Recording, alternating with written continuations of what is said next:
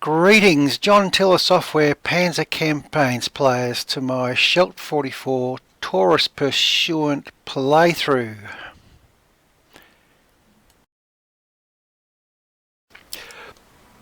Well, here we are at turn 13, 10 AM on the 5th of September 1944. Perhaps I should name this How to Get Your British Division Disrupted, as that is what I've been trying to do, or get them undisrupted in the last number of turns. Now, most smart players at the start of the scenario will have a look at the victory conditions. Of course, this is our victory dialogue at the moment, which shows we're suffering a minor defeat, but we've still got a way to go. So we need to get 501 points to avoid the ignominy of being defeated by the AI, and 800 to achieve a minor victory. So, reading the notes for this scenario, it reveals that the goal for the Allo player is to capture one of the 800 point victory locations. So given my disrupted state over the last couple of turns, I think that's going to be pushing the envelope at this stage, but we'll certainly give it a push. Interestingly enough, this chap here, or Group Colson, what they actually did in the actual campaign was try and push north to this location here, which is an odd name, Crucian's Lock. So to go that way, we may have had to have pushed someone down this thin side and negotiated our way all around there, so that would have been an interesting diversion. Perhaps if I'd stuck to my original plan and gone around the fat side, we may have had a shot at this 800 pointer, but we have what we have, so we'll have to fight on and see how we go. Quick word about the map. This is the new design of the maps, which I understand they've all going to be updated to. I think it's quite an attractive map. I quite like the look and feel, colours. Look at the counters, nice and sharp. I think it is an improvement over the previous version, but I appreciate aesthetics can be a personal thing. So let's get back to the battle. At this stage I'm looking at broadening my assault on Antwerp by taking the bridge currently held by those two German units. You see the one in travel mode on top of that stack. I think I'll need to have that width to try and have some sort of shot at grabbing those two 100 point victory locations.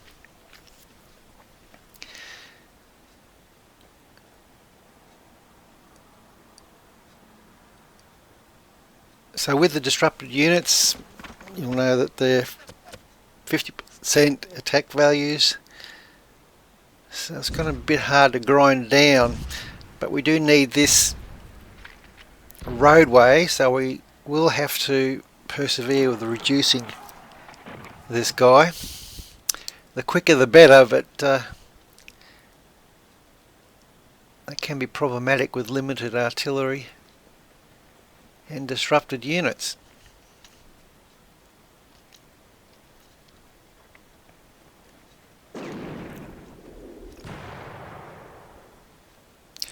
Also, this purple AA gun will have to, I think, spend some time there and get rid of him, just to make sure we have this main roadway clear for supply considerations and that sort of thing.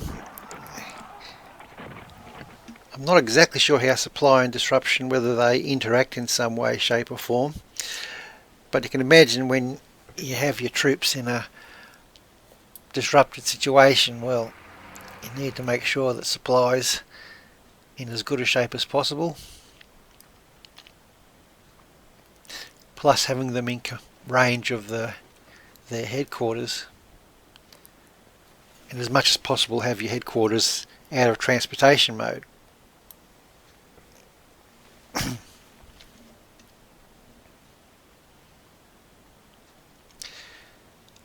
So next turn we get some reinforcements, so that's something.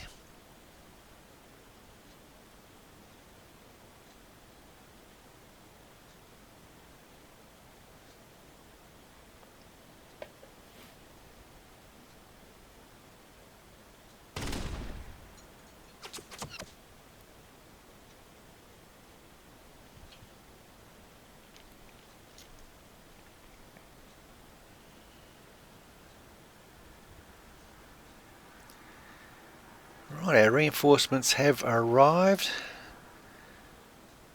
Place all, and using the Alt key method here for movement. The trick is not to have the unit with the red band around it. Otherwise this happens. When the red band is around the unit and you use the Alt key for movement, it will give the formation command rather than just the units which are in a continuous link.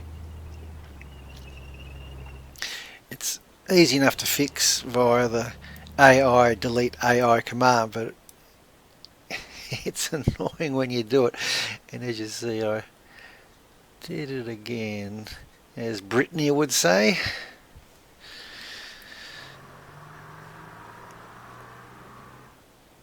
Decided to run this artillery unit up on the secondary road, anti-aircraft gun as a matter of fact, it's easy to get congestion happening in your movement, and plus I don't forget that AA gun right into the action considering the congestion that's going to occur shortly.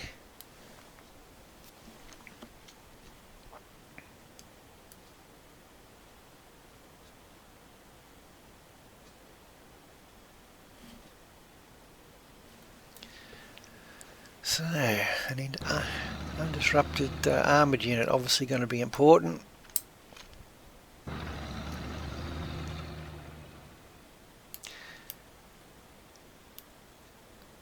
So the first phase is to open up this road and capture that bridge just to the north.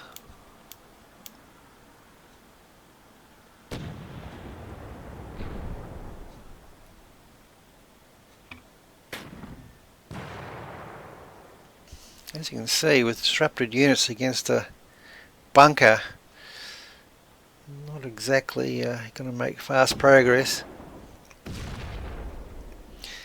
Not to mention disrupting your units.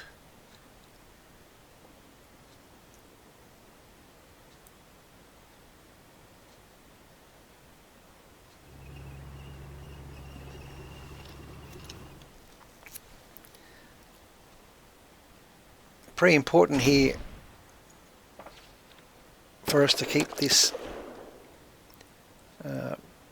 internal city area as wide as possible so we can get some sort of frontage on the victory locations.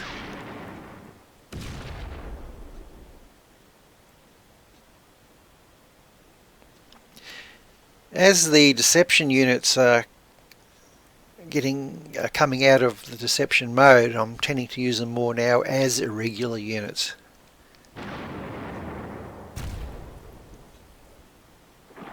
Wow, that was a nice little win there by that irregular unit. I didn't feel it had much chance, but he managed to win the day. So that was a Belgian Medal of Honor, or whatever they get is certainly should be forthcoming to that unit. Did us a big favour there.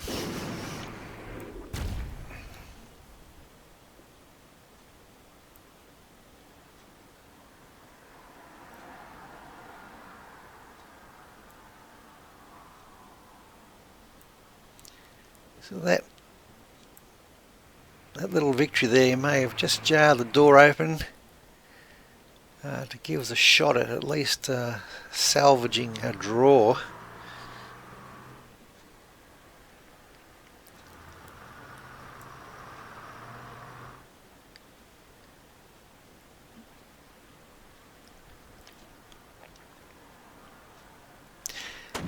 So you don't have to play the huge scenarios necessarily to have a very interesting puzzle and project to work on. I'm sure there'll be many players out there who would play this over and over again trying to crack a major victory on it. It's certainly very technical.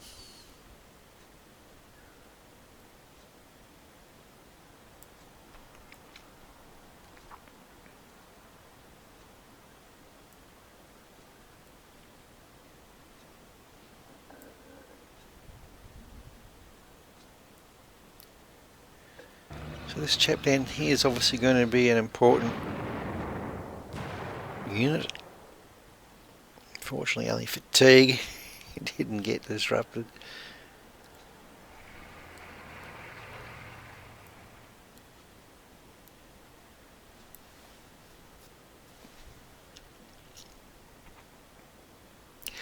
So here's a little clue here I think with this scenario is as your infantry get to the outskirts is give them the command to go on foot.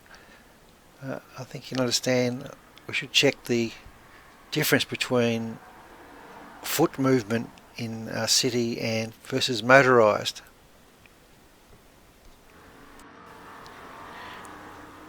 So I'll just check my table here. Foot in a town hex is 8 points per hex, and a city is the same at 8 points per hex. Now for a motorised unit in the town it is 60 and the city is 80. So as you can see, plainly understand increased foot movement here is quite essential as we have a limited amount of turns to get our infantry into place and hopefully put some attacks into these victory locations.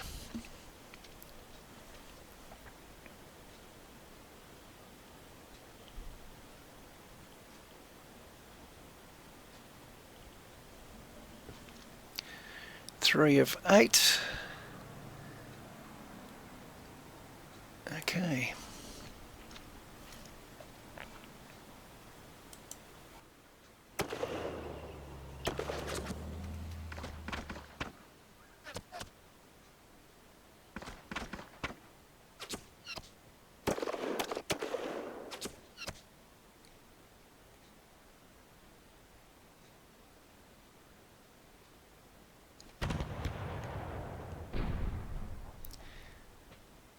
Well, at least we've broken that guy.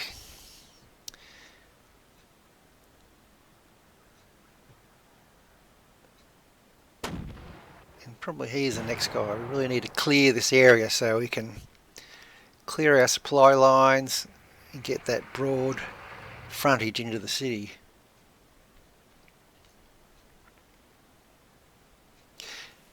Putting this artillery unit just off the main road so that these other units behind can get maximum movement points towards the combat area.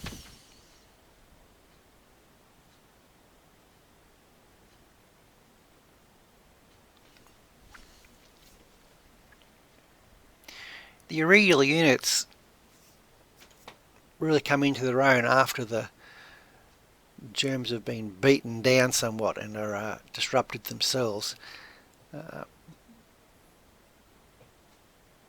So, hooray, we've 9 guys left. Boy, they took a bit of digging out. So that's phase 1 out of the way. So the next major issue for us is to kill that infantry unit.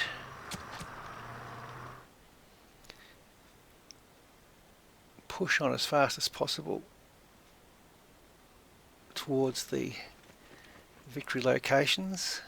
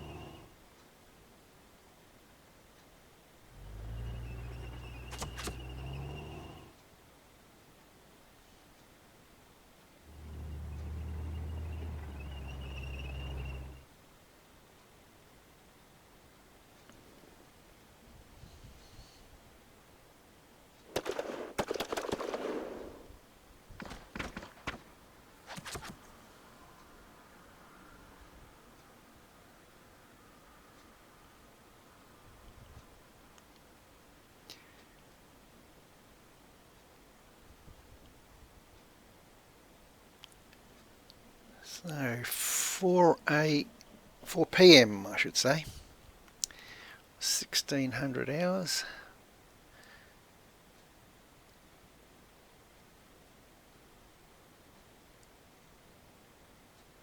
So at least we're able at this stage to build up some units next to the victory locations. I'd be a lot happier if we can get rid of this guy.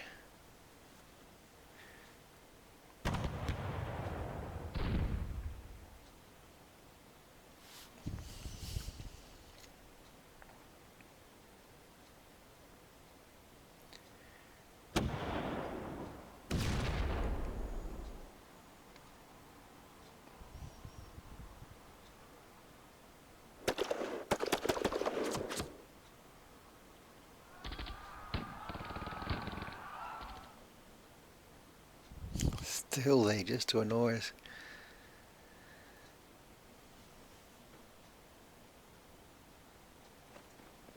We'll have to rely on our champion irregular unit.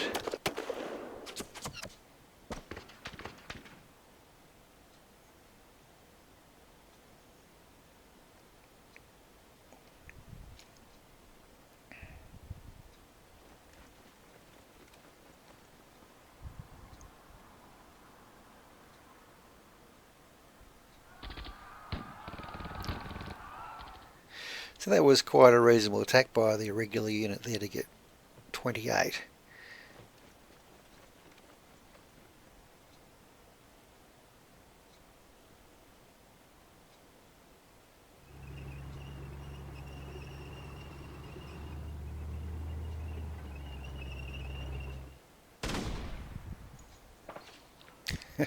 I'm dragging up any unit with some movement factors to try and pressure this guy.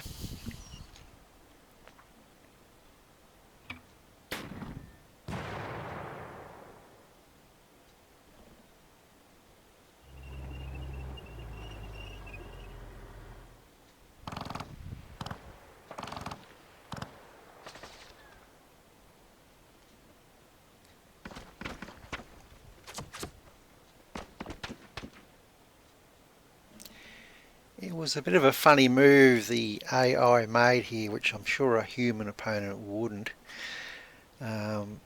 Basically clearing some of the units out of the city. I'm sure as a human opponent it would put every unit they possibly could between the advantaged British forces and the victory locations.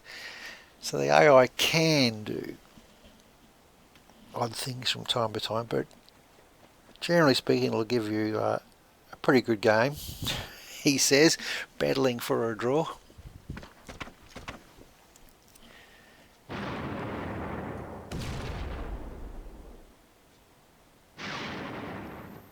For those of you out there who haven't tried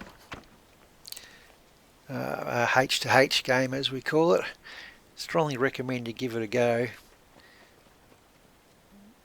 A lot of fun. Takes a bit of time as you exchange files all around the world. I guess most of my opponents come from like North America, Europe and Australia.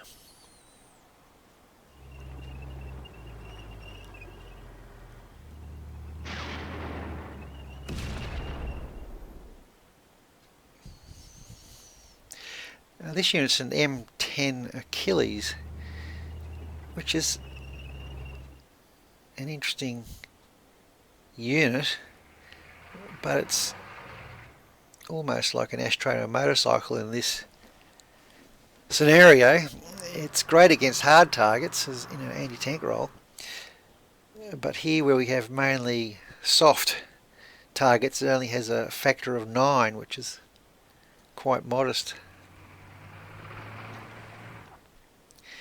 Now this unit here and the anti-aircraft gun down south, I decided to use these guys to try and eliminate this anti-aircraft gun, because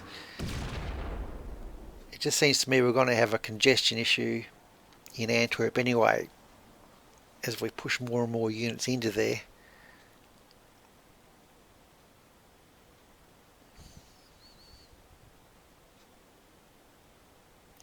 So if they can box in this anti-aircraft unit, at least it stops it trying to block our supply or jumping on that primary road. Hooray! That guy in the middle there managed to basically shoot himself in the foot with a suicide charge of some sort. Turn 17, so we're really counting down now. Have to move this irregular unit away from there to try and move north, but I can't see us having much chance of even getting an attack in on that 800 point hex.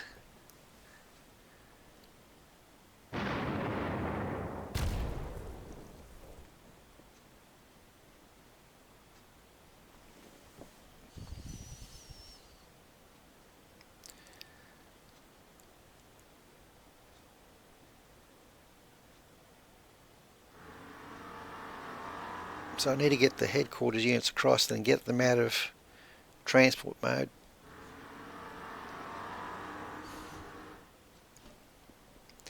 Once again with them, the clue was to put them on foot. Not sure why they couldn't cross over that bridge directly to their north.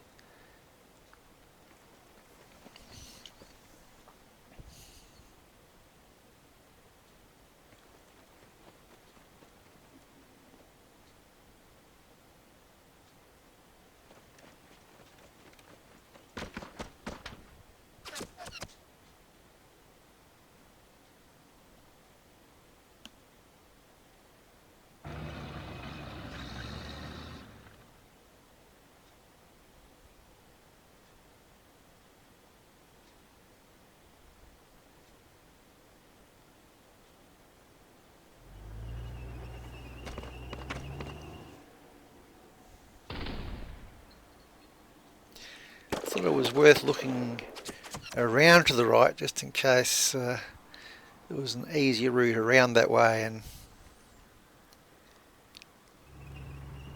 but pretty well covered even by the AI.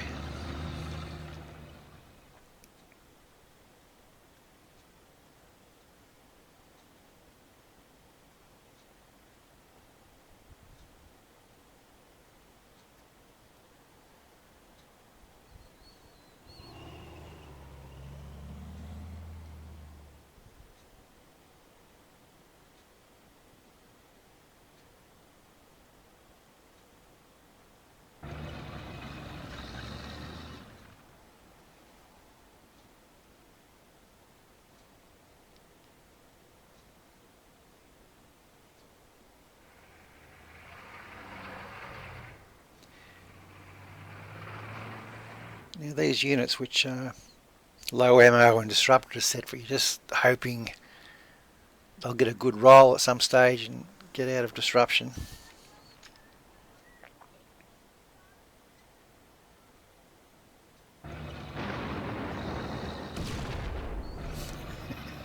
This guy just didn't know what to do with him.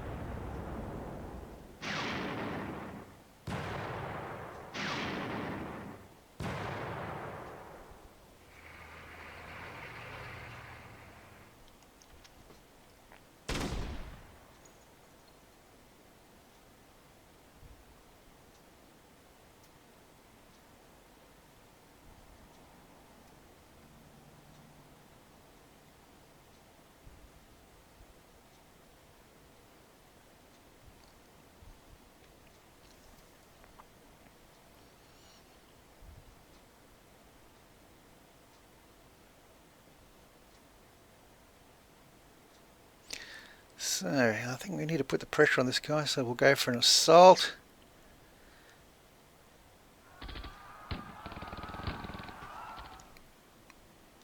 That's a pretty good result at this stage.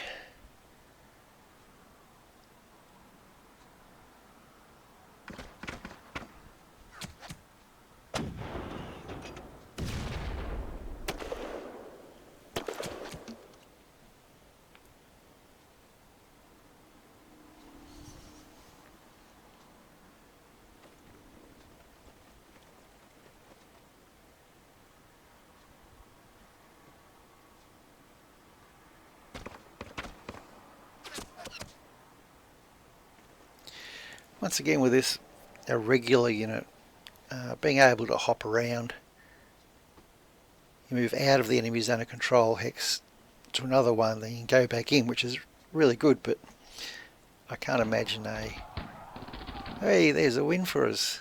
Didn't really expect that to be successful at first go, so we've got one of the victory locations. That's something. But I'm sure against a human opponent there'd be stacks of units, blocking up our movement. So it looks like we're making bashing the door ajar for perhaps a trouser saving draw.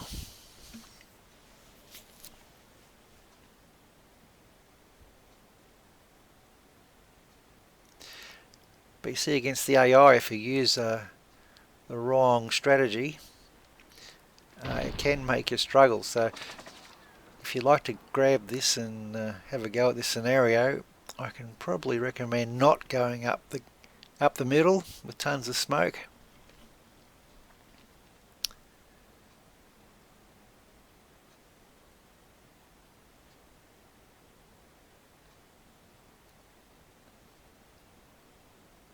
Dusk turn, 2 undisrupted out of 7. Well, that's an artillery unit set up.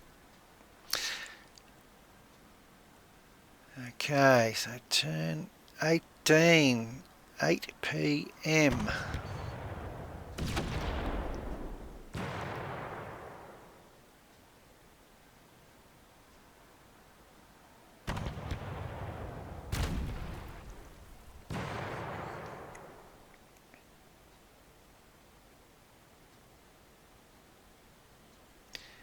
There we go. We had 2 of those units coming out of disruption in a great location for their assault. There we go.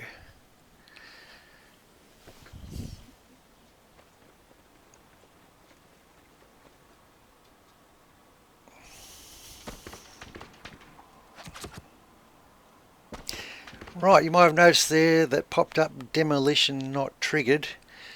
So this is a wired bridge. So when an enemy unit, in this case us, approaches the bridge, it has a one-time roll to see if the demolitions are triggered. So in this case, they weren't.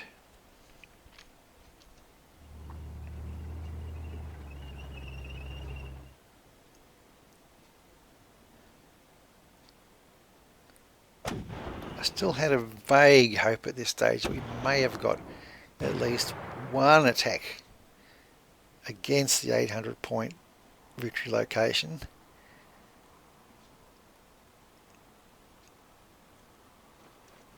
But getting across that bridge is going to be difficult.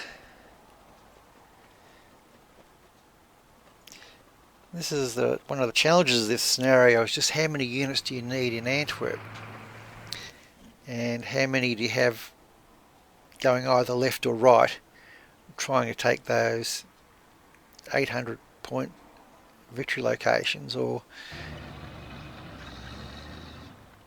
I guess in some ways you may have to have two forces, one going the fat side and one going the thin side for those 800 pointers.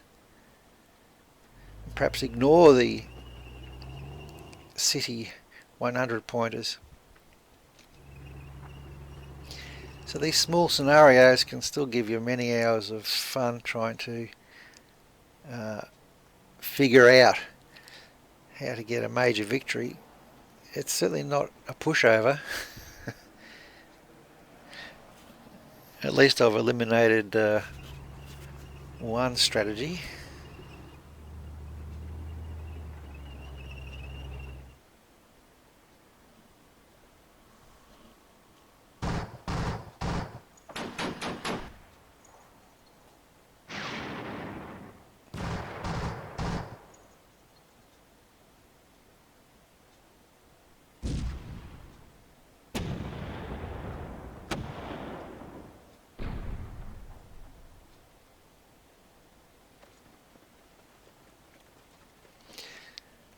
But you can see with this guy going north, it's quite a way up there.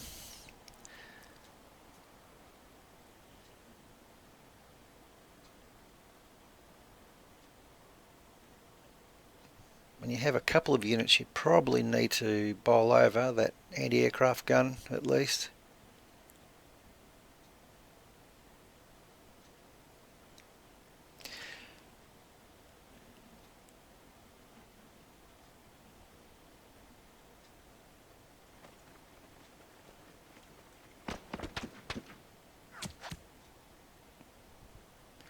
Oh well, at least we got to get a unit beside the 800 victory point location. Wouldn't be an attack of any value, I don't think.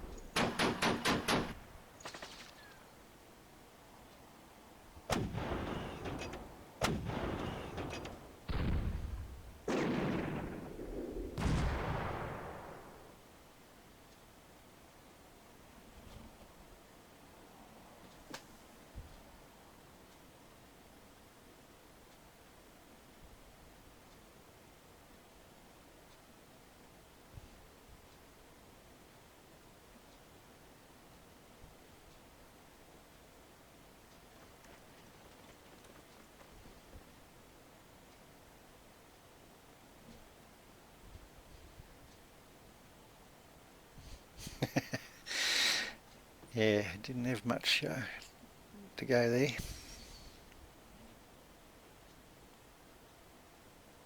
Against a Panther. So there we go. An ignominious defeat in Australia, what used to be known as a DAX down defeat, as in B, a backside in public. So I can say I saved my DAX on this scenario, but that's about it.